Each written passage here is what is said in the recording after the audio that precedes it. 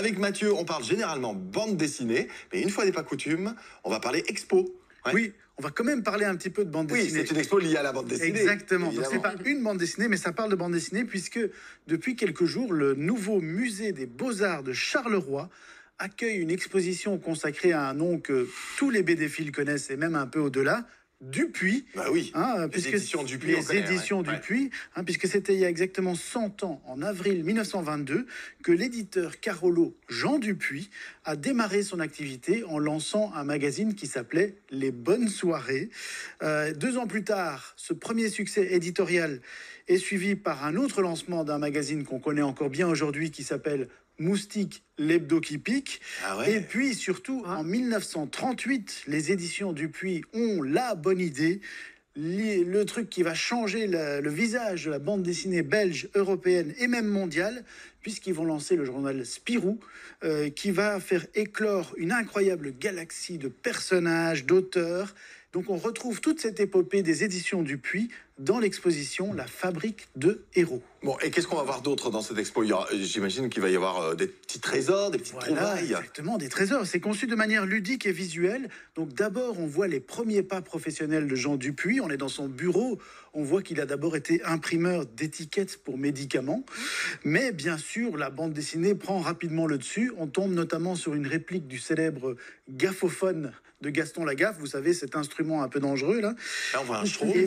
Et puis moi, personnellement, ce que j'ai surtout apprécié, c'est le fait de pouvoir admirer des planches originales rarement exposées.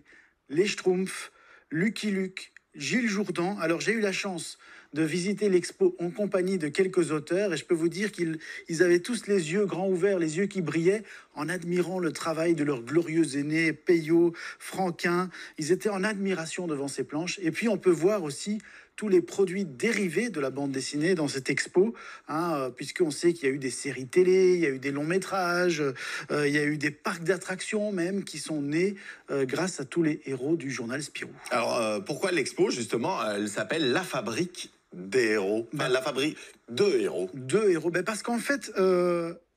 on peut dire que les éditions Dupuis, c'est une vraie maison de héros. Je vais vous en citer quelques-uns. Vous allez voir que vous les connaissez presque tous. Les Schtroumpfs, Gaston Lagaffe, Spirou et Fantasio, Largo Winch, Les Nombrils, Yoko Tsuno, Les Tuniques Bleues, Kid Paddle, Lucky Luke, Boulet Bill, l'Agent 212, Cédric, Natacha, Jérôme K. Jérôme Bloch. Je connais tous les noms que vous citez. On pourrait continuer comme ça pendant des heures. Même si je les ai pas tous lus, mais c'est tous des noms qu'on connaît. Depuis 1938, l'éditeur Carolo a fait éclore des talents et des univers qui continuent à fasciner des lecteurs de tous les âges. Et d'ailleurs, le journal Spirou existe toujours aujourd'hui, se porte bien et continue régulièrement à lancer des nouvelles séries et des nouveaux auteurs. Dupuis, c'est une fierté aussi pour les Carolo, non? Bien sûr, c'est une énorme fierté. On peut dire que c'est vraiment un des fleurons du pays noir. Depuis 100 ans, la maison Dupuis a contribué à la réputation artistique et internationale de Charleroi. Même si aujourd'hui, il y a toujours une activité de Dupuis à Charleroi, mais l'éditeur Dupuis fait partie maintenant d'un groupe international, Média Participation, avec notamment Dargaud et Le Lombard. Il y a aussi un livre qui accompagne l'expo. Oui, je l'ai pris avec moi. On y voit justement tous ces héros bien dessinés. J'adore la couverture. Voilà, elle est très jolie, très colorée. Donc pour accompagner l'expo, effectivement, les éditions Dupuis ont publié un livre qui s'appelle La Fabrique de Héros, avec des anecdotes historiques amusantes sur la manière dont ce petit imprimeur de Charleroi est devenu l'un des principaux éditeurs de BD en Europe.